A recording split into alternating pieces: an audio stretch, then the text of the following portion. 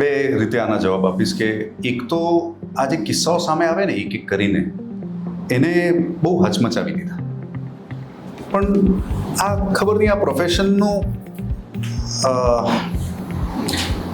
દુર્ભાગ્ય કહેવાય કે અમે આ પ્રોફેશનમાં હોઈએ ત્યારે ઘણી બધી વસ્તુઓ બહુ ગળાડું અંદર ઘૂસ્યા બાદ પણ તમારે ઓબ્જેક્ટિવલી તો જોવું જ પડે. It's like doctors job. Correct. તમે તમારો કોઈ સગાવાળાને તમે બેડ પર તમારે એને ઓપરેટ કરવાનું હોય તો તમને બહુ એવું લાગે કે પરફેક્ટ જ કરું, પણ તમારે ઓબ્જેક્ટિવલી પણ વિચારવાનું છે કે હું જે કરવા જઈ રહ્યો છું એમાં બહુ વધારે એને હાનિ ન થાય. I don't know exact example એક કરેક્ટ છે કે નહીં, પણ એઝ અ ફિલ્મ મેકર ઓબ્જેક્ટિવિટી લાવવી બહુ જરૂરી છે કે તમે સ્વેવ ના થઈ જાઓ. કારણ કે we are not people with an agenda. Our job is not to endorse an agenda. Our job is to show what is. કોઈ પોઈન્ટ ઓફ વ્યૂ ન હોવો જોઈએ, કારણ કે પર્સપેક્ટિવ્સ હોઈ શકે છે, પોઈન્ટ ઓફ વ્યૂ ના હોઈ શકે, સ્ટેટમેન્ટ્સ ના હોઈ શકે, એજન્ડા ના હોઈ શકે. તો એ એટલે અઘરું રહ્યું છે. બીજી રીતે હું એટલે આઈ એમ ધ સેકન્ડ ચાઇલ્ડ અને અમે બંને ભાઈઓ જ છીએ અને મમ્મી અને પપ્પા અમે 4 જણા. તો એક ઓલમોસ્ટ એક પેટ્રિયાર્કલ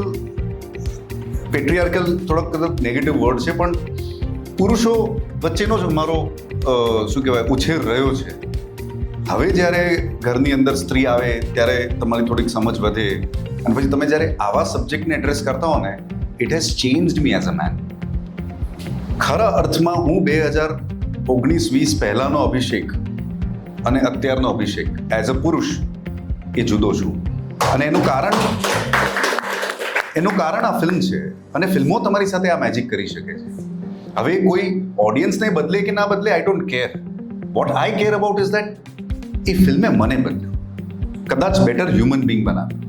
કારણ કે આપણે અંદર આપણા સમાજમાં સ્ત્રીઓને જોવાની એક ગેઝ છે અને એને કોઈ ડિનાયલ નથી.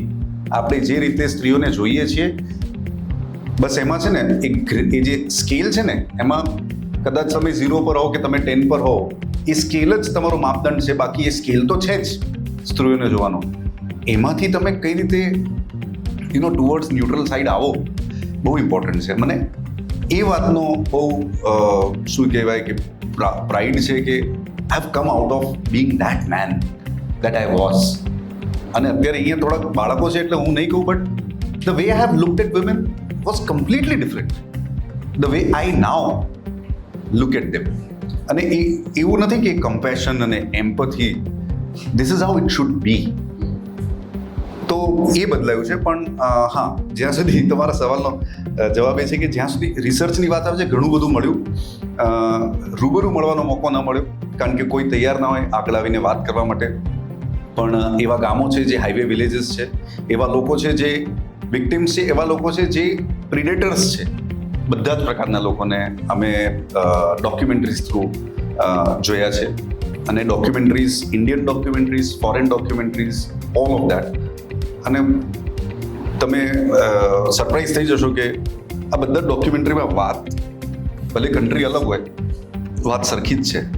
The man is a man, man is an animal. એ જનાવર જ છે. એટલા માટે ફિલ્મનું ટાઇટલ પણ મારણ જ છે, કે જનાવર મારણ જ કરવા જાય છે એવું છે.